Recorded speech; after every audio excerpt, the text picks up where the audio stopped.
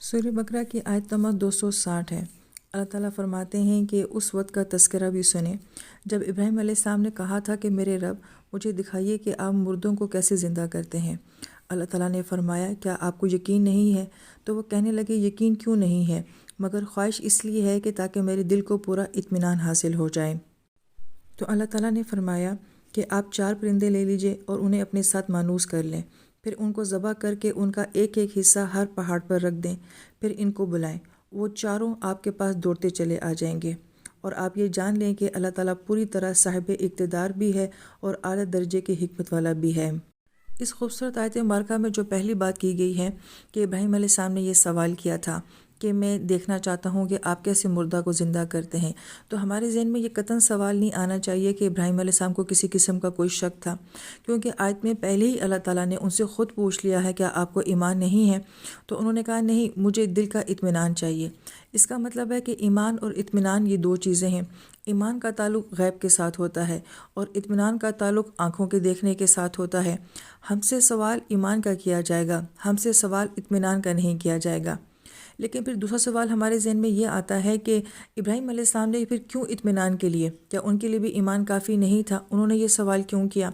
اس کی ایک وجہ جو علماء کرام بیان فرماتے ہیں وہ یہ کہ پہلی بات تو یہ کہ جو انبیاء ہوتے ہیں ان کا علم، ان کا یقین، ان کا ایمان بہت گہرا ہوتا ہے،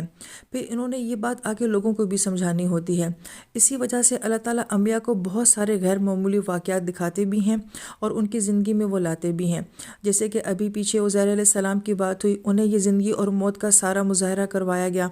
پھر ہمیں دیکھتے ہیں کہ انبیاء کی زندگی میں جو خلاف معمول واقعات آتے ہیں اس کی ایک وجہ تو یہ بیان کی جاتی ہے کہ ان کا ایمان غیب کے اوپر اتنا مضبوط ہوتا ہے، یا وہ اپنی زندگی میں وہ سارے امتحان جو اللہ پاک ان سے لیتے ہیں ان کو اتنے اچھے طریقے سے وہ کامیاب کر لیتے ہیں کہ پھر اللہ تعالیٰ ان کی آنکھوں سے پردے ہٹا دیتے ہیں اور بہت کچھ ایسا ہے جو کہ غیب کا بھی دکھا دیتے ہیں۔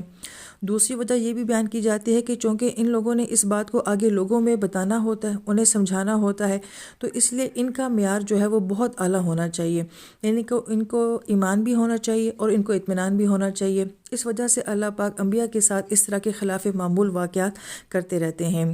لیکن چونکہ عام انسان کا نہ ایمان ایسا ہوتا ہے اور نہ ہی اس کی زندگی میں اس طرح کے امتحانات اور آزمائشیں آتی ہیں جو کہ انبیاء کی زندگی میں آتی ہیں، اس لیے ان کو اس طرح کے مشاہدات نہیں کروائے جاتے ہیں۔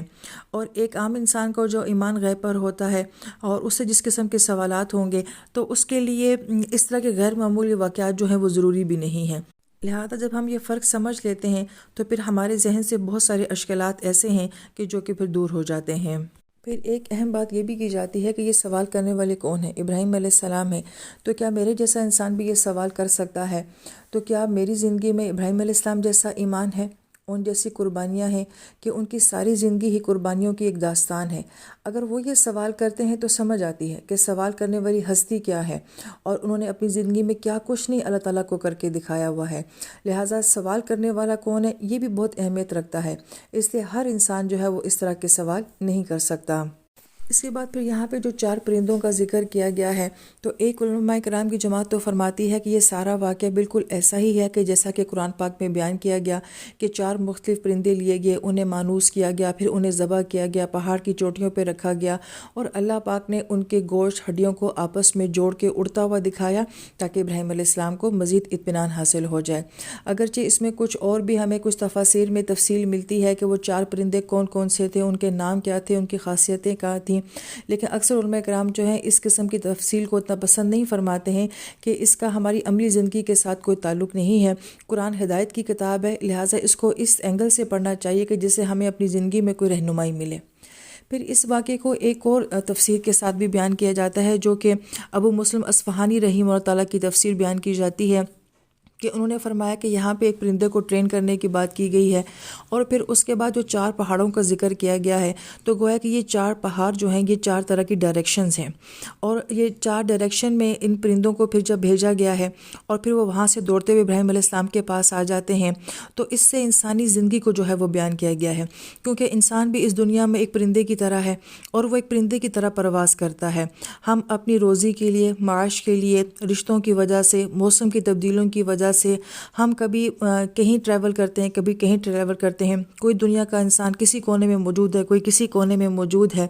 پھر جب انسان اپنی زندگی میں یہ پرواز کرتا رہتا ہے تو پھر جیسے کہ پرندہ اپنے مالک سے مانوس ہوتا ہے، اور مالک جب اس کو آواز دیتا ہے تو پرندہ دوڑتا ہوا مالک کے پاس جاتا ہے، اسی طریقے سے یہ انسان جو ہے، اس کے اندر جو روح ہے، یہ اپنے رب سے اتنی مانوس ہے، یہ اپنے رب کو اتنا جانتی ہے کہ جب اللہ تعالیٰ اس کو آواز دیتا ہے تو اس پرندے کی طرح یہ روحیں اللہ تعالیٰ کی طرف لوٹتی ہوئی جاتی ہیں۔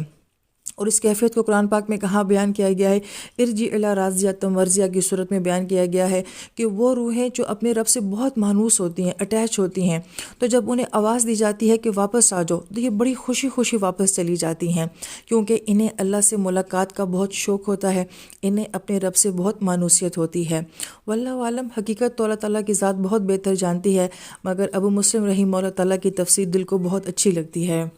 اس مقام پہ علماء کرام ایک بہت ہی گہرا اور خوبصورت نقطہ یہ بھی بیان کرتے ہیں کہ ابراہیم علیہ السلام کی ساری زندگی معجزات سے بھری ہوئی زندگی ہے، اور وہ تمام معجزات ایسے تھے جو کہ فزیکل معجزات تھے، جیسے کہ آگ کا ٹھنڈا ہو جانا، آب زمزم کا مل جانا وغیرہ۔ لیکن یہاں پہ ابراہیم علیہ السلام جس چیز کو مانگ رہے ہیں وہ اطمینان قلب کا سوال کر رہے ہیں، اور یہ مثال ایسی ہے کہ جس میں غور و فکر اور تدبر اور دل کے اطمینان کا بہت گہرا تعلق ہے۔ تو گویا کہ ابراہیم علیہ السلام کی ساری زندگی جو کہ اس طرح کے معجزات میں گزری، لیکن فائنلی انہوں نے اللہ تعالیٰ سے کیا مانگا کہ مجھے دل کا اطمینان چاہیے۔ یہاں سے علماء کرام یہ نقطہ بیان کرتے ہیں کہ پوری سورہ بقرہ میں امت محمدیہ صلی اللہ علیہ وآلہ وسلم کا ابراہیم علیہ السلام کے ساتھ ایک خاص تعلق جو ہے وہ بیان کیا گیا ہے، لہٰذا وہ یہ فرماتے ہیں کہ جو معجزہ ابراہیم علیہ السلام نے اس صورت میں مانگا کہ وہ ایک عقلی دلیل تھا، تدبر اور غور و فکر اور فہم سے جس کا تعلق تھا، اس کا اس امت کے ساتھ بڑا گہرا ربط ہے، اور تبھی اللہ تعالیٰ نے ان کے اس معجزے کو بھی قرآن پاک کا حصہ بنایا ہے۔ تو گویا کہ اس امت کو جو معجزہ قرآن دیا گیا ہے، اس کا تعلق بھی کسی فزیکل معجزے کے ساتھ نہیں ہے۔ آپ علیہ السلام کی زندگی کے جتنے بھی معجزات، یعنی کہ ابراہیم علیہ السلام کی زندگی کے جتنے بھی فزیکل معجزات ہیں، وہ ہم بنی اسرائیل میں کثرت کے ساتھ دیکھتے ہیں کہ ان انبیاء کو بہت زیادہ معجزات ایسے ہی دیے گئے تھے، لیکن جو اطمینان قلب کا معجزہ ہے، یہ آپ کی بنی اسماعیل کی جو اولاد نبی علیہ السلام ہے، ان میں ہم زیادہ دیکھتے ہیں کہ آپ کی ان اولاد کو جو معجزہ دیا گیا وہ فزیکل نہیں بلکہ وہ قرآن ہے، اور قرآن کا تعلق عقل کے ساتھ ہے، فہم کے ساتھ ہے، تدبر کے ساتھ ہے، اور دل کی دنیا کے ساتھ ہے۔ یہ ایک بڑی گہری اور خوبصورت مناسبت علماء کرام بیان فرماتے ہیں۔ لہٰذا اس لیے علماء کرام فرماتے ہیں کہ قرآن کا تعلق ہی غور و فکر کے ساتھ ہے، تدبر کے ساتھ ہے، دل کی دنیا کے ساتھ ہے۔ ہم جب قرآن پاک کا بغور مطالعہ کرتے ہیں تو وہاں پہ ہمیں زمین و آسمان بھی نظر آتے ہیں، پہاڑ بھی نظر آتے ہیں، پرندے بھی نظر آتے ہیں، کہیں اللہ تعالیٰ نحل کا بھی ذکر کرتے ہیں، نمل کا بھی ذکر کرتے ہیں، عنکبوت کا بھی ذکر کرتے ہیں، طارق کا بھی ذکر کرتے ہیں۔ تو گویا کہ جب انسان ان تمام چیزوں کو دیکھتا ہے تو وہ صرف ان کے ظاہر کو نہیں دیکھتا بلکہ وہ ان کے پیچھے کی دنیا کو دیکھ رہا ہوتا ہے۔ لہٰذا ہمارے اکابرین بڑی پیاری مثال بیان کرتے ہیں کہ ایک شخص درخت کو صرف درخت سمجھتا ہے، لیکن ایک انسان درخت کو محض درخت نہیں سمجھتا، جو تدبر کرنے والا ہوتا ہے وہ اس کے بیج کو بھی دیکھتا ہے، وہ اس کی جڑ کو بھی دیکھتا ہے، وہ اس کے سائے کو بھی دیکھتا ہے، وہ اس کے پھل کو بھی دیکھتا ہے۔ تو گویا کہ اس کے کسی چیز کو دیکھنے کا انداز اور سوچ جو ہے وہ بدل جاتی ہے، اور یہ سوچ کے بدلنے کا انداز انسان کو کہاں سے نصیب ہوتا ہے؟ جتنا اس کا وسیع مطالعہ ہوتا ہے۔ ہم دنیا میں دیکھتے ہیں کہ جو لوگ کتابوں کا بہت مطالعہ کرتے ہیں اور جس طرح کے رائٹر کو وہ پڑھتے ہیں تو اس رائٹر کا اس پڑھنے والے کے اوپر بہت اثر ہوتا ہے۔ جب ہم قرآن پاک کو پڑھتے ہیں تو قرآن پاک کے رائٹر، یعنی یہاں پہ رائٹر تو نہیں کہنا چاہیے، یعنی کلام اللہ کس کا ہے؟ اللہ تعالیٰ کا ہے۔ تو گویا کہ پھر اللہ تعالیٰ کا اثر یا اس کی تجلیات کا اثر یا اس کی وزڈم کا اثر جو ہے وہ اس انسان کے اوپر ہوتا ہے۔ پھر اس انسان کا دیکھنا کچھ اور دیکھنا ہوتا ہے، اس کا سوچنا کچھ اور سوچنا ہوتا ہے، اس کا بولنا کچھ اور بولنا ہو جاتا ہے۔ اسی لیے جب قرآن کو نور کہا جاتا ہے تو علماء کرام بڑی پیاری بات فرماتے ہیں کہ نور اور روشنی کا کیا کام ہوتا ہے؟ وہ خود تو نور ہوتا ہے، وہ خود تو روشنی ہوتا ہے، اس کو روشنی کی ضرورت نہیں ہوتی ہے۔ روشنی یہ فائدہ دیتی ہے کہ وہ جہاں ہوتی ہے دوسروں کو اس روشنی سے بہت کچھ نظر آنے شروع ہو جاتا ہے، بلکہ صحیح پکچر نظر آنے شروع ہو جاتی ہے۔ تو گویا کہ جب ہم قرآن کو نور کہتے ہیں تو اس کا مطلب یہ ہے کہ قرآن خود تو اپنی ذات میں نور ہے، لیکن جو اس کو پڑھنے والا ہوتا ہے وہ اس کی روشنی میں ہر چیز کو صحیح دیکھنے کے قابل ہو جاتا ہے۔ لہٰذا وہ انسان مغالطہ نہیں کھاتا، وہ دھوکہ نہیں کھاتا، کیونکہ اس کے پاس قرآن کا نور ہوتا ہے۔ وہ چیزوں کو ڈیپتھ میں دیکھنے کا عادی ہو جاتا ہے، وہ اس کو گہرائی سے سمجھنے کے قابل ہو جاتا ہے۔ لہٰذا ایک اصطلاح جو بہت استعمال کی جاتی ہے تفکر اور تدبر، تو علماء کرام یہ فرماتے ہیں تدبر کا لفظ تو دبر سے ہے۔ دبر کا مطلب ہوتا ہے پیٹھ، بیک کا ہونا، یعنی کسی چیز کی بیک کو، گہرائی کو، پس منظر کو، بنیاد کو، اساس کو جانا جائے۔ اور فکرہ کا مطلب جو ہوتا ہے کہ کسی چیز کو اس کے انجام کے لحاظ سے دیکھنا کہ اس چیز کا انجام کیا ہوگا۔ تو قرآن پاک کی جتنی بھی آیات ہمیں نظر آتی ہیں تو گویا کہ اس کا پہلے بیک گراؤنڈ دیکھا جائے، پس منظر دیکھا جائے، اس کی حقیقت، اس کی اصل کو جانا جائے، اور فکر کے لحاظ سے کہ وہ آپ کو اس بات کا کیا اینڈ بتا رہی ہے، اس کا کیا انجام بتا رہی ہے۔ اس لیے یہ دو الفاظ بہت زیادہ قرآن پاک کے لیے استعمال کیے جاتے ہیں۔